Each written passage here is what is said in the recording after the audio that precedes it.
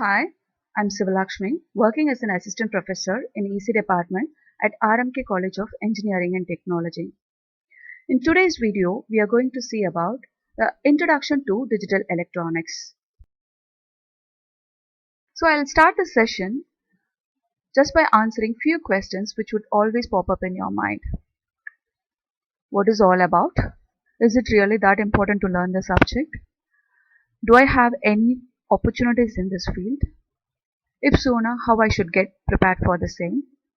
And after knowing the information of the above questions, then it's obvious that you will feel the importance of the subject. So thereafter, I'll let you know the contents of the course. So first, we will start on with the first question. What is digital electronics? Digital electronics is a field of electronics involving the study of digital signals and engineering of the devices that use or produce them. In other words, I could simply say it as those electronic circuits which are going to involve the process of digital signals, then I could categorize all those circuits under my digital electronics. So here I have a image showing you the analog versus your digital, wherein in this analog it is a frequency modulated signal.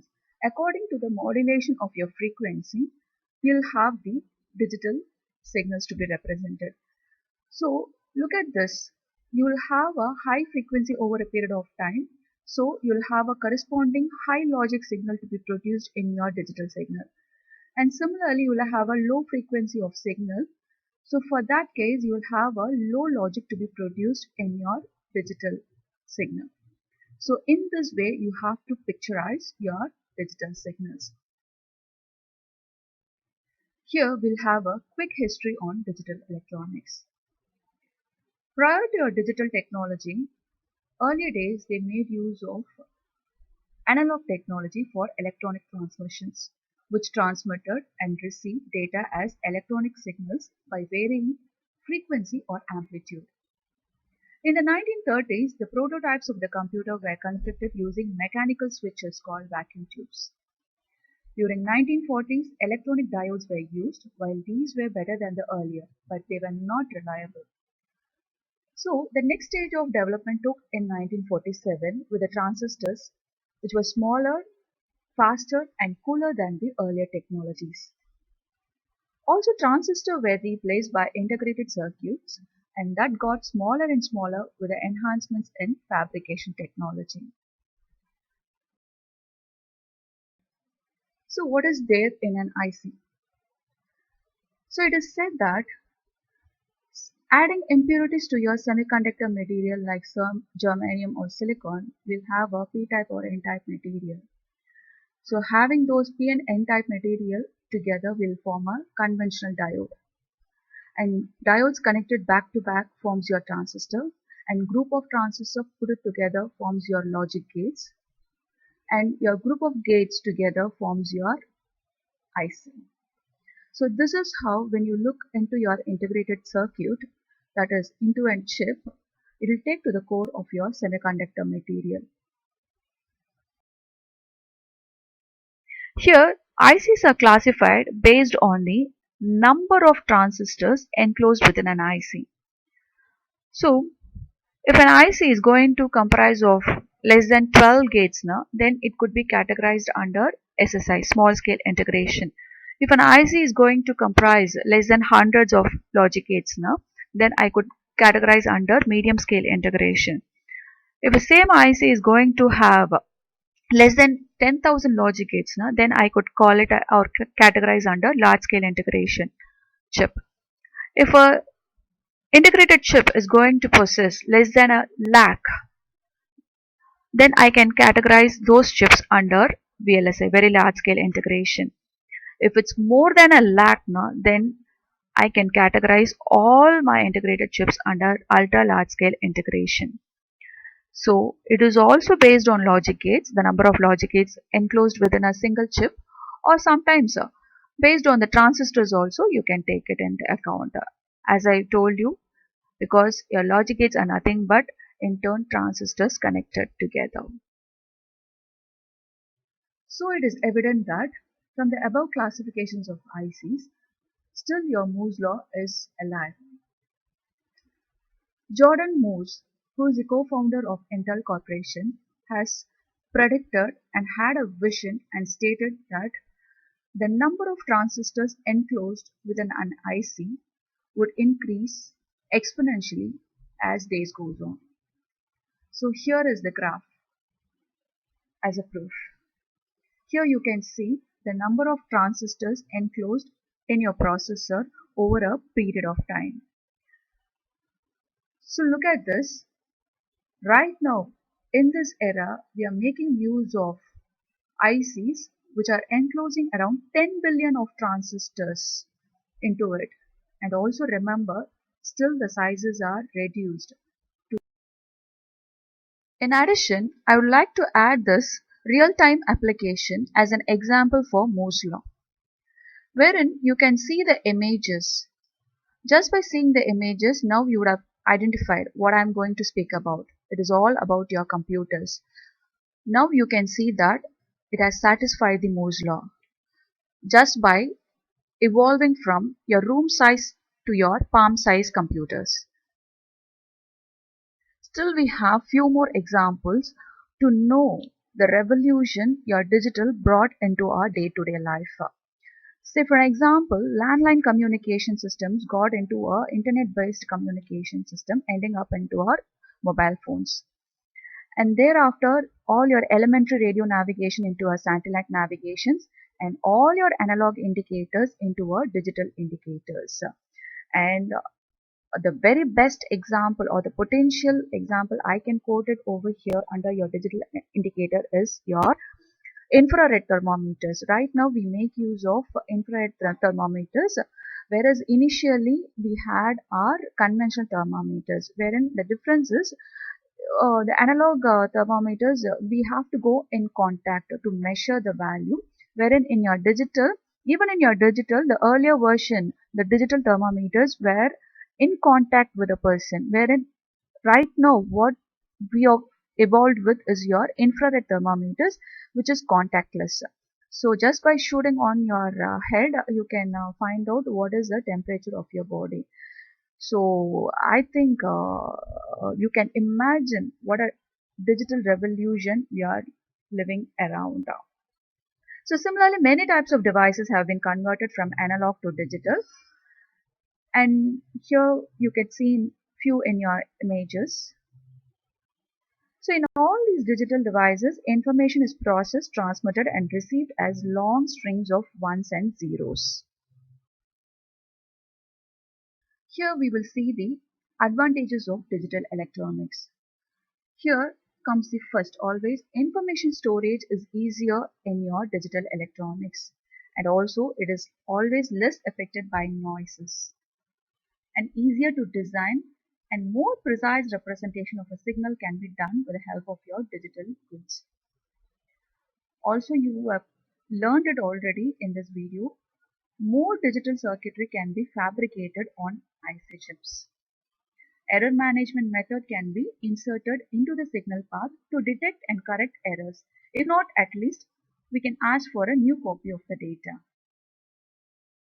Here we'll see the disadvantages of digital electronics.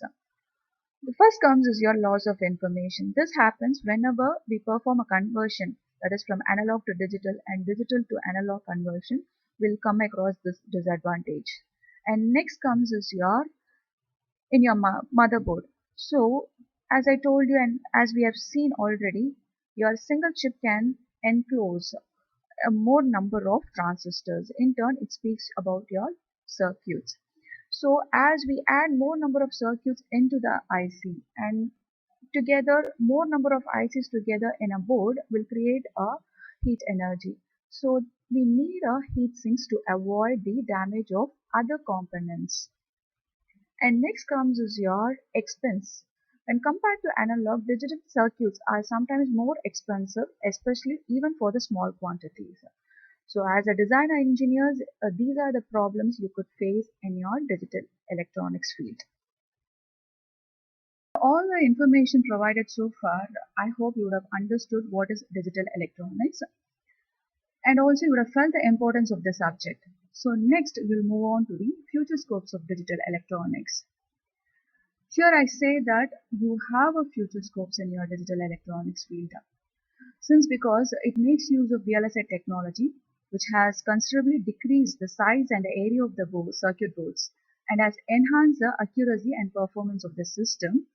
Also, moreover, digital systems have the advantages of data encryption for the communication purpose, thereby data transmission is safe and secure. So all these factors clearly shows that the digital electronic scenes has a wide future scope in this modern era because still we rely on this. In addition to the previous points discussed, I would like to add this also. Here, look at the image. Looking at the image, first I would like to say this is an image which was going viral few years back saying go digital India because our nation wants to go digital. So now you can feel the importance of it. Look at this. This image speaks about the top 10, not all the electronics, the top 10 electronic systems in India which has contributed for 70% of their revenue. So we will see what are they. Mobile phone. First comes is your mobile phone. You should not be surprised for that. And next is your flat panel TVs, notebooks, desktops, digital cameras, inverters and UPS, memory cards and USB drivers, 4 watts AMS, LCD monitors, and servers. So from this image itself, you can understand the importance of the field which we are going to deal with, whereas this course is the base for the advancements you are seeing and you are going to see. So with that note, we'll move on to the career opportunities. So here you can see few entry level positions which would apt for your bachelor's degree. First comes is your application specific integrated chip designer or a system on chip design engineer. Next, you can have a entry level position as a FPGA developer. Also, right now, which is emerging is, and also we are in need of people in this category, that is network on chip level 1 design engineers. And next comes is your IC front end engineers, RTL engineers. Also, you have at times for testing engineers, there are openings. If you are preparing for a core companies, no, then you should have the subject knowledge along with your aptitude skills and your programming skills. Also, you should deal with any one of your tools available like Xilinx or OrCAD or EDA tools. Also, other than this, you have so many simulation tools so as to understand the basics of your theoretical concepts. So few I have listed over here. And when it comes to programming language, nowadays they prefer Python. They are moving into the Python. So please be prepared for that too. At least try to know what is all about.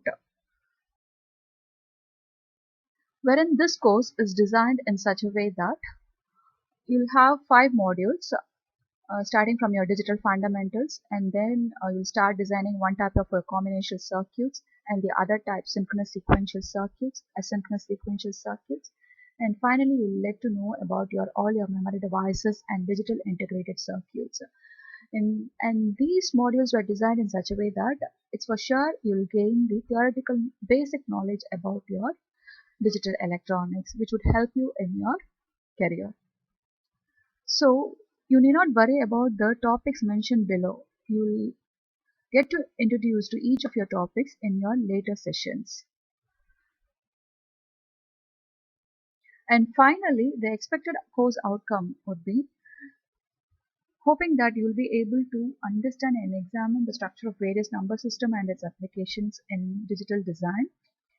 Also, you'll have a thorough understanding of the fundamental concepts and the techniques used in digital electronics. And finally, you'll have the ability to understand, analyze, and design various combination circuits. And you'll be able to identify and prevent various hazards and timing problems in a digital design. Also, you'll be able to develop a skill to implement the combination circuits using programmable logic devices. And finally, you'll need to know the use of logic families involved in the design of logic gates.